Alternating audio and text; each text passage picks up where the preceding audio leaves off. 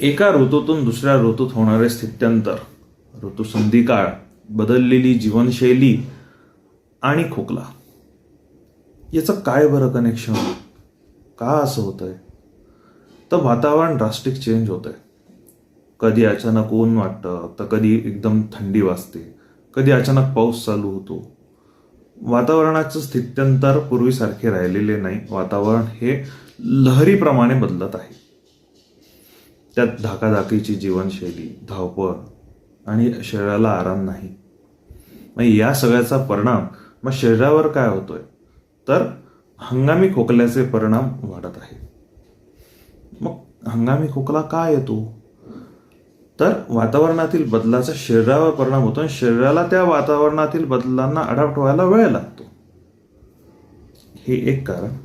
दुसरं म्हणजे allergic reaction, की बाहेर जेव्हा तुम्ही गार वातावरणामध्ये पडता तर बाहेरचा गार वारा, धूळ ही नाकातोंडात जाते, परागकण हे नाकातोंडात जातात. त्याची ॲलर्जिक रिॲक्शन म्हणून अप्पर रेस्पिरेटरी ट्रॅक इन्फेक्शन बसते, बायोलॅटरल वीज बसते आणि फॅरेंजायटिस बसतो, लॅरेंजायटिस बसतो, टॉन्सिलायटिस बसतो, आपणास खोकला येतो.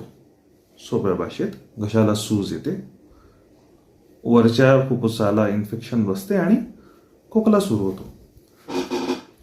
आता वातावरण तर बदलणार, घरी बसून चालणार नाही, कामानिमित्त बाहेर पडावं लागेल. मग खोकला येऊ नये म्हणून काय करता येईल? तर prevention is always better than cure. तर प्रिव्हेंटिव्ह मेजर्स आपणास काय घेता येईल? तर सर्वात महत्त्वाचं, जेव्हाही आपण बाहेर जात आहोत तेव्हा नाक, कान, तोंड पूर्ण बांधून बाहेर पडा, जेणेकरून गार हवा, धूळ नाकातोंडात जाणार नाही आणि आपल्याला त्रास होणार नाही. स्पेशली ज्यांना दमा आहे, ज्यांना ब्रॉन्कोस्पाझम बसतो, त्यांनी बाहेर जाताना ही विशेष काळजी घ्यावी की बाहेर जाताना नाक, कान, तोंड बांधूनच बाहेर पडावे, जेणेकरून गार वारा, धूळ शरीरात गेली तर तुम्हाला ब्रॉन्कोस्पाझम बसणार नाही. हे झाले विहाराचे पथ्य. तसेच आहाराचे पथ्य देखील तितकेच गरजेचे आहे. आहारातील पथ्य काय पाळावे? तर दही, ताक, लिंबू, लोणचे, आंबट पदार्थ, गार पाणी याचे सेवन करू नये. का? तर हे सेवन केल्याने घशाची सूज वाढेल आणि ज्यांना दमा आहे त्यांना ब्रॉन्कोस्पाझम वाढेल, त्याच्याने खोकलाची उबळ अजून वाढेल.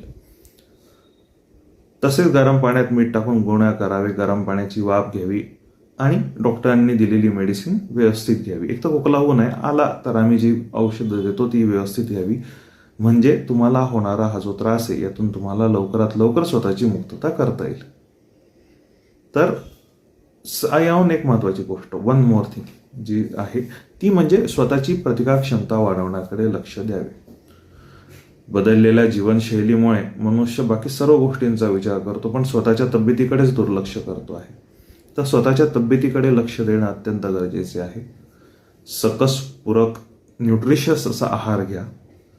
आहारामध्ये तेलकट, तुपकट पदार्थ जास्त टाळा आणि आपली प्रतिकार क्षमता वाढेल असा आहार घ्या. आपण पुढील व्हिडिओमध्ये प्रतिकार क्षमता वाढवण्यासाठी अनेकविध गोष्टींवर चर्चा करणारच आहोत. पण आत्ता सर्वात महत्त्वाचं म्हणजे खोकला येऊ नये असा आहार, जसं तुम्हाला सांगितलं, तो घ्या.